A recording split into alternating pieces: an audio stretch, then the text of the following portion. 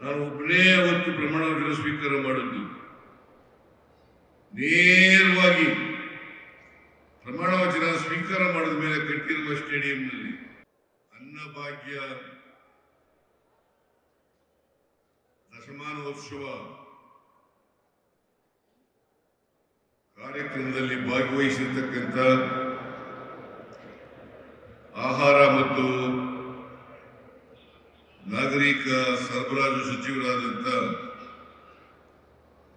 ಮಾನ್ಯ KH ಮುನಿಯಪ್ಪ ಅವರೇ,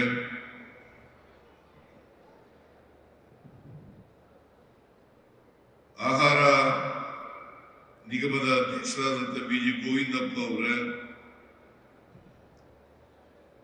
guarantee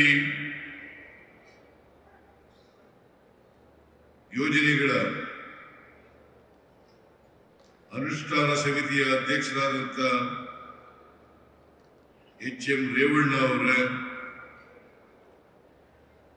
ಕಿಯೋನೀಸ್ ಅಧ್ಯಕ್ಷರು ಶಾಸಕರು ಆದಂಥ ಶರತ್ ಬಚ್ಚೇಗೌಡ ಅವರೇ, ಮೇಲ್ಮನೆಯ ಸದಸ್ಯರಾದಂಥ ಡಾಕ್ಟರ್ ತಿಮ್ಮಯ್ಯ ಅವರೇ, ಪಡಿತರ ವಿತರಕರ ಸಂಘದ ಅಧ್ಯಕ್ಷರೇ, ಎಲ್ಲ ಪದಾಧಿಕಾರಿಗಳೇ, ವೇದಿಕೆ ಮೇಲಿರ್ತಕ್ಕಂಥ ಇತರ ಎಲ್ಲ ಆಹ್ವಾನಿತ ಗಣ್ಯರೇ, ಇಲಾಖೆಯ ಎಲ್ಲ ಅಧಿಕಾರಿ ಸ್ನೇಹಿತರೇ, ಇಲ್ಲಿ ಇಷ್ಟೊಂದು ಬೃಹತ್ ಸಂಖ್ಯೆಯಲ್ಲಿ ಆಗಮಿಸಿರ್ತಕ್ಕಂಥ ಎಲ್ಲ ಸೋದರ ಸೋದರಿಯರೇ, ಮಾಧ್ಯಮದ ಗೆಳೆಯರು,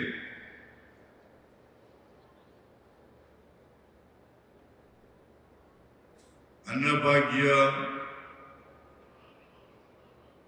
ದಶಮಾನೋತ್ಸವ ಕಾರ್ಯಕ್ರಮವನ್ನ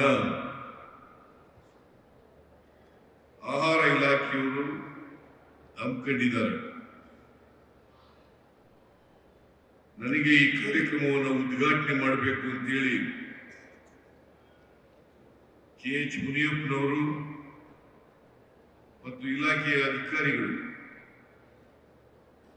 ಆಹ್ವಾನವನ್ನ ಮಾಡಿದರು. ನಾನು ಒಪ್ಪಿಕೊಂಡು ಈ ಕಾರ್ಯಕ್ರಮದಲ್ಲಿ ಬಂದಿದ್ದೇನೆ. ಈ ಕಾರ್ಯಕ್ರಮವನ್ನ ಅತ್ಯಂತ ಸಂತೋಷದಿಂದ ಉದ್ಘಾಟನೆ ಮಾಡಿದ್ದೇನೆ ಅಂತಕ್ಕಂಥ ಮಾತುಗಳನ್ನು ಹೇಳಲಿಕ್ಕೆ ಬಯಸ್ತಾ ಇದ್ದೇನೆ.